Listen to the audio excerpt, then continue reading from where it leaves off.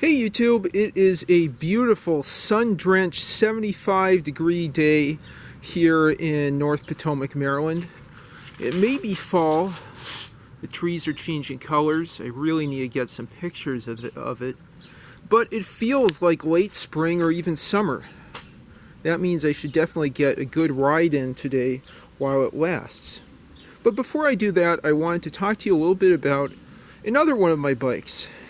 And in addition to that, another bike that I've ridden more than 1,000 miles.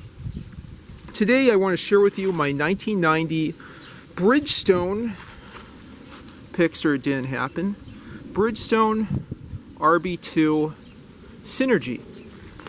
This is pretty unique amongst the RB2s of the era and the RB series that Bridgestone made, because it has wide tire clearance. Normally you'd think for an RB series you probably get 25s or 28s in 700C, or maybe 1 inch or 1 1/8 inch wide tires for 27-inch ISO 630.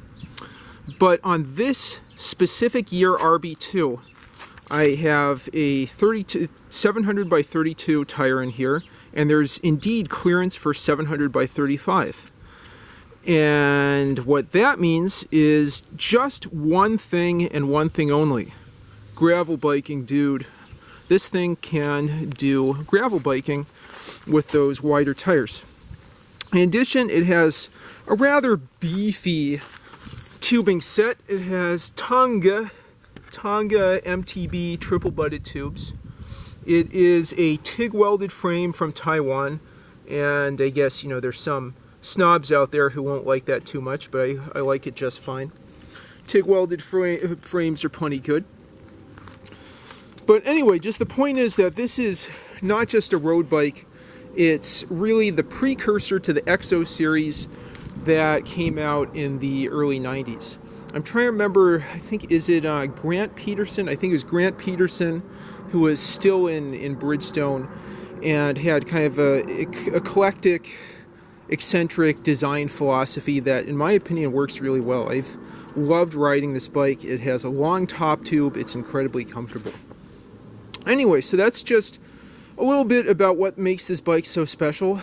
I was incredibly lucky to get this in a little bit beat up condition for $99 from a seller in Chevy Chase, Maryland.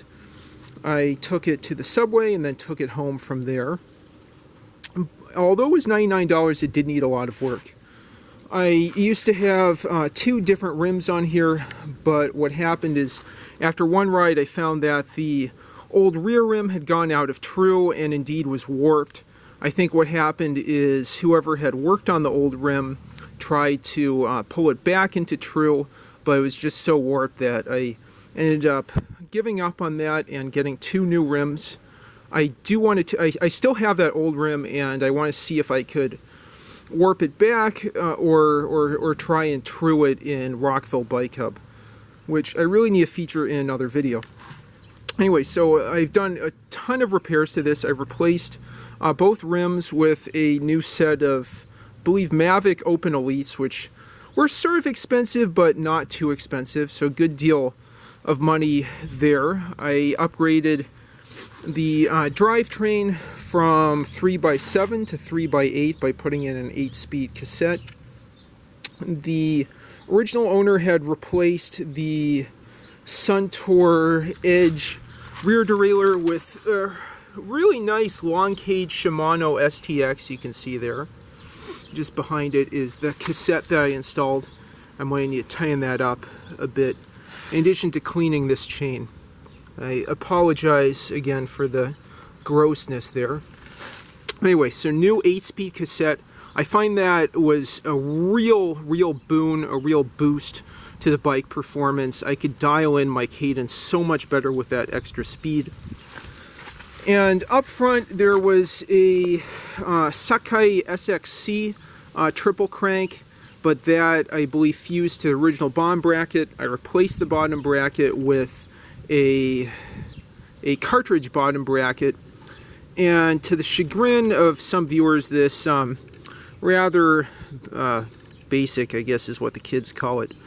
This rather basic SR Custom triple crankset with a chain guard.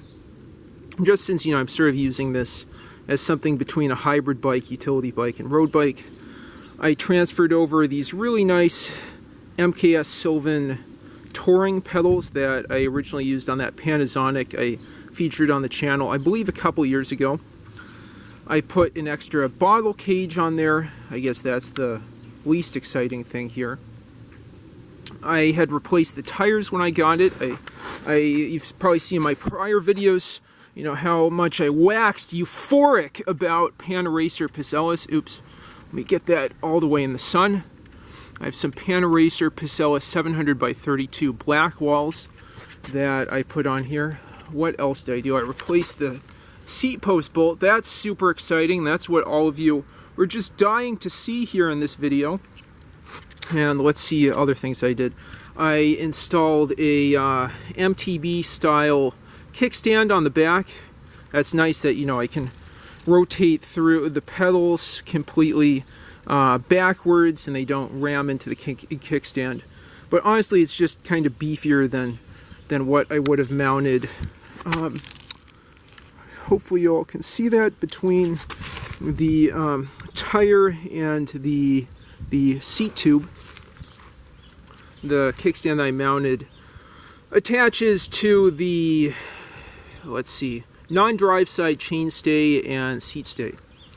Another thing that's glaringly obvious that I haven't talked about yet is this top-peak sprung rack. This is really great. I'm hoping to do longer tours on this bike, take it out on the C&O Canal Towpath and go to Harper's Ferry. And you can carry plenty of stuff, fine stuff, on this rack. It's three-pronged, which is great for those panniers that have a clip that'll go in between these two outer prongs. I'll just show you that there. Top-peak MTX 2.0. Not for use with child seat. That's not yet an issue. The original Avocet racing saddle, I tried a bunch of different saddles, but honestly this one feels really, really good. I just remember at some point, once I dialed in the fit of this bike and replaced the rims, it just felt like riding on butter. This is not just steel is real, but steel is dogly. One thing that a lot of people here will get excited about, unlike that seat post bolt, are the Barcons. This has Suntour ratcheting Accushift Barcons. Those are probably $60 a piece on eBay. I think this is a nice wrap job. I mean, I know it's beat up, but you can see the cable kept in there. Those are awesome. You wouldn't think this would be great for 8 speeds, but it just is. It is. That is just heavenly shifting there. I know a friend of mine, just to keep him anonymous, Jonathan Wenger in Minneapolis, Minnesota, says that he'll get cheap bikes just for the Barcons. He sees a bike, a cheap budget bike, and then sees ratcheting Barcons on there, and that is enough for him to buy some classic bike. Anyway, there's I guess sort of a long quill stem. It's Sakai quill stem. Yeah, I think you could see that. Just get enough of a shadow there. Yeah, maybe the sun's a little too intense. Yeah, kind of a long extending quill stem. I put this crane Karen bell there. It's silver. I mean, I put a brass one, brass Suzu bell on the Fuji S10S. That's a bit louder, but this is plenty good. Definitely improvement over the Nog bells. There's Dia-Compe brake levers and hoods. These feel super, super good. Let's see if I can... Suntour... Oh, wait, sorry. Dia-Compe hoods, Suntour Blaze levers. Those are excellent. Sakai Custom, I guess that goes with the crank. Sakai Custom drop bars, little LED light here. And what do you call this? A GPS mount. Pixar didn't happen. Strava Tracer didn't happen. Let's see what else. Royal Compe side pole brakes. They're pretty good. I mean, I had to adjust them a bit. I probably need to use that nut, not just a centering nut, a special tool back there. I guess I should invest in that. Let's see. These are new. They're open, Mavic Open Elites with Shimano HB-RS400 hubs. Quick release on both sides, and this little clip thing on each side that's kind of nice, I guess, just to get the quick release lever in the right position so you don't knock it with your foot or with a branch. Oh, that bird's excited about this video. Let's see, I took off a reflector there. I don't think anything else too exciting about this bike. Just a syrupy, buttery ride. That long top tube makes it so comfortable.